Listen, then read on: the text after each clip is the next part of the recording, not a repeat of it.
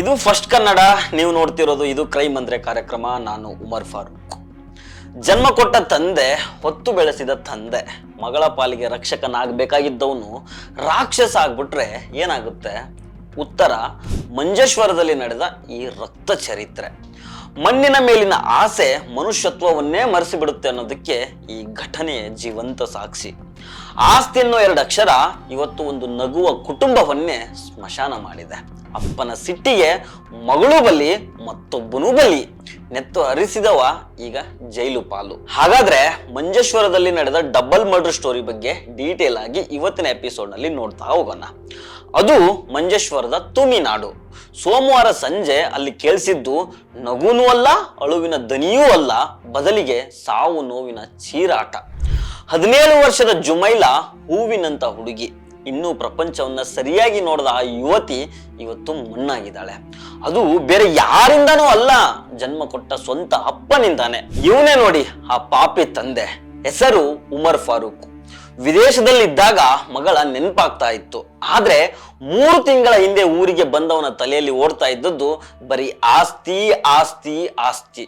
ತನ್ನ ಹೆಂಡತಿಯ ತಂಗಿಯ ಗಂಡ ಶೇಖುಂ ಜೊತೆಗೆ ಉಮರ್ಗೆ ಹಳೆ ದ್ವೇಷ ಇತ್ತು. ಆಸ್ತಿ ವಿಚಾರಕ್ಕೆ ಇಬ್ಬರ ನಡುವೆ ಬೆಂಕಿ ಹೊತ್ಕೊಂಡಿತ್ತು. ಆದ್ರೆ ಆ ಬೆಂಕಿ ಇಡೀ ಮನೆಯನ್ನೇ ಸುಡುತ್ತೆ ಅಂತ ಯಾರೂ ಊಹೆ ಮಾಡ್ಕೊಂಡಿರ್ಲಿಲ್ಲ. ಸೋಮವಾರ ಸಂಜೆ ಜಗಳ ತಾರಕಕ್ಕೆ ಏರಿತ್ತು. ರೊಚ್ಚಿಗೆದ್ದ ಉಮರ್ ಫಾರೂಕ್ ಕೈಯಲ್ಲಿದ್ದ ಮಾರಕಾಸ್ತ್ರ ಹಿಡಿದು ಶೇಖುಂ ಮೇಲೆ ಹೆರಿಗೆ ಬಿಟ್ಟಿದ್ದ. ರಕ್ತಸಿಕ್ತವಾಗಿ ಬಿದ್ದಿದ್ದ ಶೇಖುಂ ಅನ್ನು ಉಳಿಸಲು ಅಪ್ಪನ ಕಾಲಿಗೆ ಬಿದ್ದು ತಡೆಯಲು ಓಡಿ ಬಂದವಳು ಮಗಳು ಮರಿಯಂ ಜುಮೈಲಾ. ಆದ್ರೆ ಕೋಪ ಅನ್ನೋದು ಮನುಷ್ಯನ ಕಣ್ಣು ಕುರುಡು ಮಾಡುತ್ತೆ ಅಲ್ವಾ? ಎದುರಿಗೆ ನಿಂತಿರೋದು ನನ್ನದೇ ರಕ್ತ, ನನ್ನದೇ ಮಗಳು ಅನ್ನೋದನ್ನ ನೋಡಿದ ಈ ರಾಕ್ಷಸ ಮಗಳಿಗೂ ಇರಿದು ಬಿಟ್ಟಿದ್ದಾನೆ. ಅಪ್ಪ ಬೇಡ ಅಪ್ಪ ಅಂತ ಚೇರಾಡಿದ ಆ ಕೂಗು, ಆಕ್ರಂದನ ಅಲ್ಲಿನ ಗೋಡೆಗಳಿಗೆ ಬಡಿದು ವಾಪಸ್ ಬಂದಿದೆ ಹೊರತು ಆ ಕಟುಕನ ಕಲ್ಲು ಹೃದಯವನ್ನ ಕರಗಿಸ್ಲಿಲ್ಲ. ರಕ್ತದ ಮಡುವಿನಲ್ಲಿ ಬಿದ್ದ ಮಗಳು ಸ್ಥಳದಲ್ಲೇ ಪ್ರಾಣ ಬಿಟ್ರೆ, ಇತ್ತ ಗಂಭೀರವಾಗಿ ಗಾಯಗೊಂಡಿದ್ದ ಚಿಕ್ಕಪ್ಪ ಶೇಖುಂ ಸಾವು ಬದುಕಿನ ಮಧ್ಯೆ ಹೋರಾಡಿ ಇವತ್ತು ಅಂದ್ರೆ ಮಂಗಳವಾರ ಬೆಳಿಗ್ಗೆ ಸೋತು ಹೋಗಿದ್ದಾರೆ. ಒಂದೇ ಒಂದು ಜಗಳ, 2 ಹೆಣಗಳು, ಅನಾಥವಾಗಿರೋ ಕುಟುಂಬ. ಇಲ್ಲಿ ಇನ್ನೊಂದು ಕಾರಣ ಕೂಡ ಕೇಳಿ ಬರ್ತಾ ಇದೆ. ಒಂದು ಆಸ್ತಿಯ ಕಾರಣಕ್ಕೆ ಈ ಡಬಲ್ ಮರ್ಡರ್ ನಡೆದಿದೆ ಅಂತ ಹೇಳಲಾಗ್ತಾ ಇದೆ. ಇನ್ನೊಂದು ಈ ಉಮರ್ ಫಾರೂಕ್ ನಶೆಗೆ ದಾಸ ಆಗಿದ್ದಂತೆ, ಯಾವಾಗ್ಲೂ ನಶೆಯಲ್ಲೇ ಇರ್ತಾ ಇದ್ದಂತೆ. ಹೀಗಾಗಿ ಇವನ ಮೇಲೆ ಇವನ ಹೆಂಡತಿಯೂ ಮುನಿಸಿಕೊಂಡಿರ್ತಾಳೆ. ಊರಿಗೆ ಬಂದ್ಮೇಲೆ ಡಿವೋರ್ಸ್ ಕೊಡೋ ಪ್ಲಾನ್ ನಲ್ಲಿ ಇದ್ಲಂತೆ. ಇದಕ್ಕೋಸ್ಕರ ಮಾತುಕತೆಗೆ ಅಂತ ತಂಗಿ ಮನೆಗೆ ಬಂದಿರ್ತಾರೆ. ಇನ್ನೊಂದ್ ಕಡೆ ಉಮರ್ ಫಾರೂಕ್ ಕೈಯಲ್ಲಿ ಕತ್ತಿ ಹಿಡ್ಕೊಂಡೇ ಬಂದಿರ್ತಾನೆ. ಈತನ ಹೆಂಡತಿ ತಾಹಿರಾ, ಮಗಳು ಮರಿಯಂ ಜುಮೈಲಾ ಜೊತೆಗೆ ತಂಗಿ ಮನೆಯಲ್ಲಿ ಇರ್ತಾರೆ. ಈ ಸಂದರ್ಭದಲ್ಲಿ ಮಾತುಕತೆ ನಡೆದು ಮನೆಯ ಆಸ್ತಿ ಪತ್ರಗಳು ಮತ್ತು ಚಿನ್ನಾಭರಣಗಳನ್ನ ಉಮರ್ ಫಾರೂಕ್ ಕೈಗೆ ಕೊಟ್ಟಿರ್ತಾರೆ. ಅಲ್ಲಿಂದ ಹೋಗುವಾಗ ಏಕಾಏಕಿ ಹೆಂಡತಿ ಜೊತೆಗೆ ನಿಂತ್ಕೊಂಡಿದ್ದ ಮಗಳ ಮೇಲೆ ಈ ಉಮರ್ ಫಾರೂಕ್ ಕತ್ತಿ ಬೀಸ್ತಾನೆ.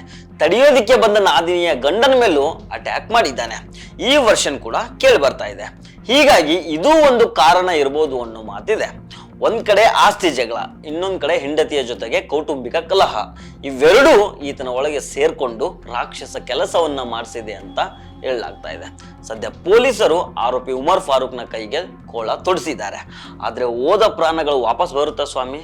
ಸ್ವಂತ ಮಗಳನ್ನೇ ಕೊಂದೇನಲ್ಲ ಅನ್ನೋ ಪಾಪ ಪ್ರಜ್ಞೆ ಆತನನ್ನ ಸಾಯೋವರೆಗೂ ಸುಡದೇ ಇರುತ್ತಾ?